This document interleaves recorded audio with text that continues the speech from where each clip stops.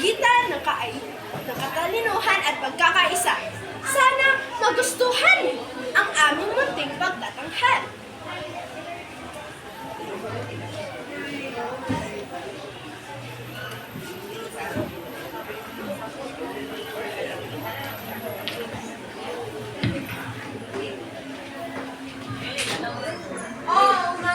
Kubatan, masayang namumuhay ang iba't ibang mga hayop. Isang araw, ang payapa nilang pamumuhay ay nagambala ng isang malaking leon. Ang lahat ng mga hayop ay takot na takot sa leon dahil araw-araw ito pupunta sa gubat upang maghanap ng makakain.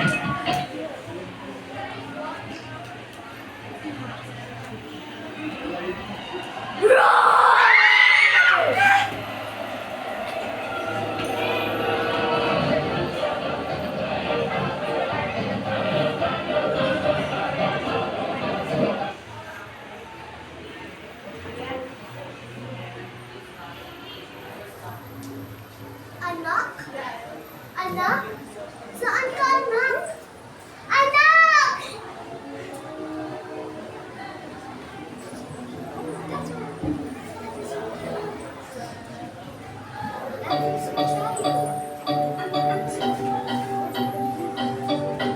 Isang araw, napagdesisyonan ni Lobo na ipatawag lahat ng mga hayop sa gubat para sa isang pagpupulong.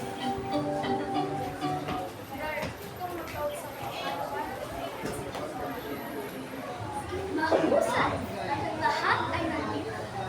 Nandito tayo ngayon dahil mayroon tayo isang malaking problema. Ang ating mga buhay ay nasa panganib. Nasa panganib! Panganib! Ano ang maaaring na gawin upang maligtas ang ating mga sarili mula sa leon? Iniisa-isa niya tayo araw-araw. Hindi man katagal ay mamamatay tayo lahat. Si Leon ay mabangis. Siya ay walang awa para sa sinuman. Hanggang ngayon ay natatandaan ko pa rin ang araw na iniwan ko ang aking maliit na usang isa. Sa pagbalik ko, ang aking maliit na usang ay nawala na. Ano ang magagawin? Ang leon, umuungo siya upang takutin ang mga hayop. Kaya, bumigay at mga hayop sa kanilang tatagulugan. Dahilan upang malaman ang leon kung saan sila nagtatagol. Magtalim ang kukunin yun. Makukulit niya tayo. Hanggang sa tayo ay magkapila-pila. Magkakaakyat din siya ng puno. Gani ang kanyang malakas na paa. At ang kanyang mga ngipin ay nakakamatay din. Ang lahat ay takot sa leon. Ngunit isa lang siya, di ba? Tayo ay marami. Tayo ay makakapigil sa kanyang kasamaan sa pagkain sa atin. Hindi natin pagkaroon ng maayos, ay lahat tayo ay mamamatay. Kaya dapat mag-isip ng mabuting plano at pag-isipan ang pagawa. Ano ang iyong mga suwestyon? Lahat tayo ay mag-iisip ng plano at pipiliin natin ang pinakamadali at pinaka-epektibo. Tama! Sang-ayon kami! Mag-isip tayo ng magandang plano. Ang mga hayop ay nag-isip at nag-isip. Maraming nagbigay ng mga mungkahi. Sa wakas, pinili nila ang plano ng koneho dahil sa tingin nila, ito ang pinakamahusay.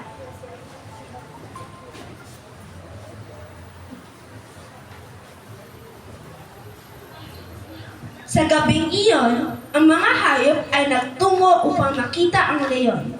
Nang sila ay papalapit sa kuweba, narinig nila ang ungol nito.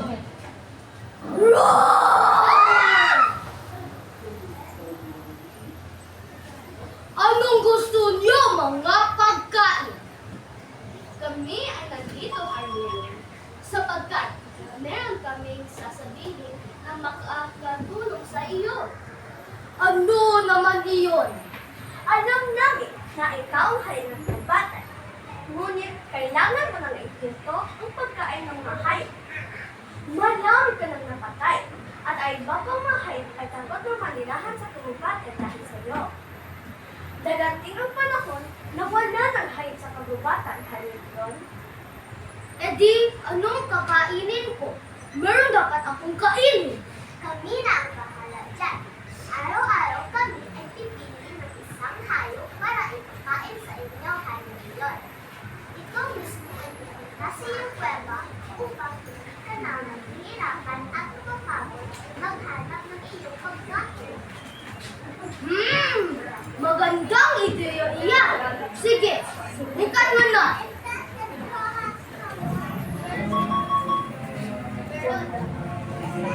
Tinupa ng mga hayop ang kanilang pangako sa leyon.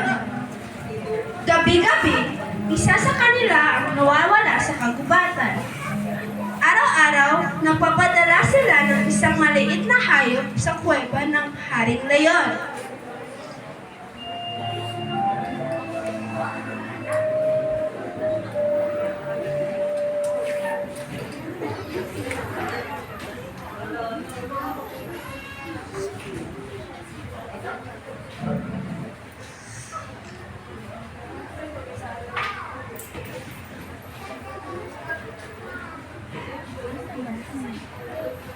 Nawala na sila.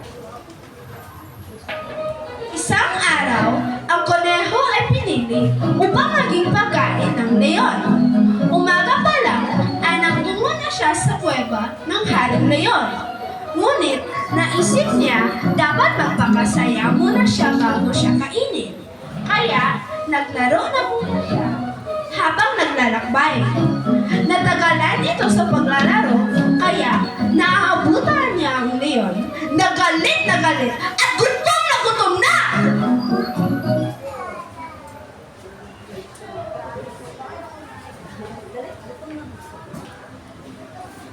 Bakit ngayon ka lang? Bakit mo pinaghihintay ang hari ng matagal?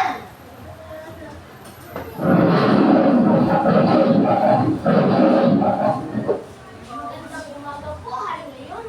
Naku, pasensya na po at ako'y nahuli sa oras. Nahuli pa po rin natin dahil po sa buwan. Isa pang leyon, inuutusan kitang sabihin ang lahat tungkol sa leyon na ito! Opo, Haring Leyon, singlaki mo po ito at mayroon ng malakas na boses na leyon mo. Hindi ko pwedeng sabihin, Haring Leyon, kailangan mo siyang sumama sa akin para mauta ko siya sasabihin ng mga mata. Kung gayon, dalhin mo ako sa hangal na inyong sinasabi. Kaya lumundag-lundag ang kuneho sa kagubatan habang nakasunod naman sa kanyang leyon.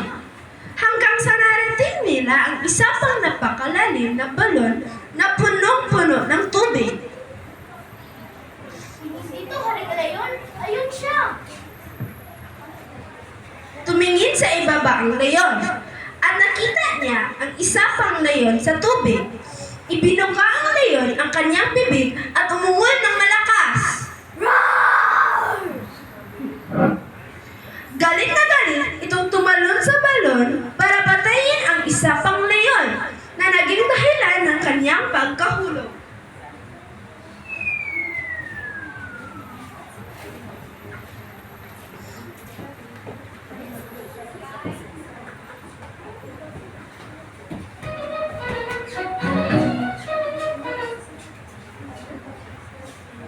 Lumundag pabalik sa mga hayop ang kuneho upang ipagsabi ang magandang balita.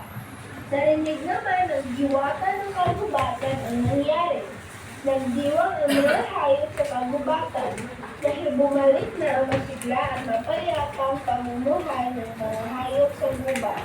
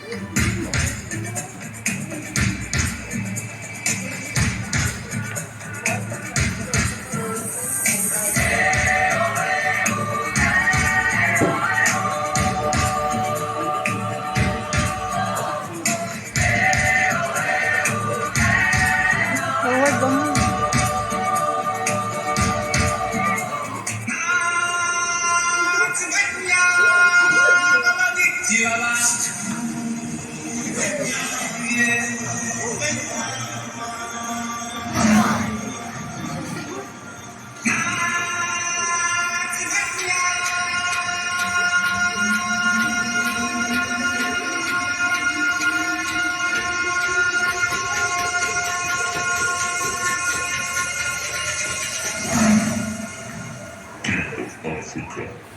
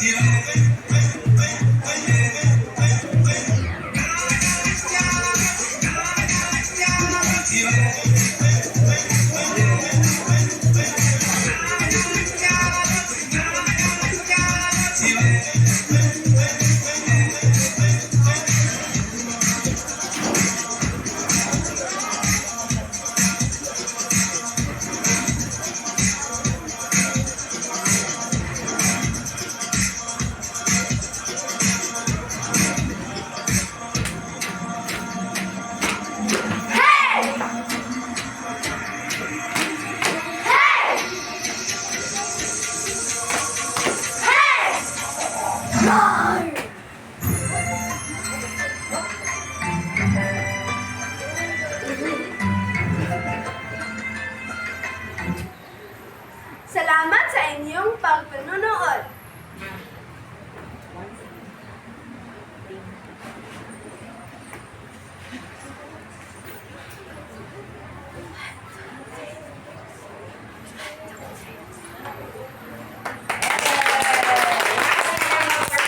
Network.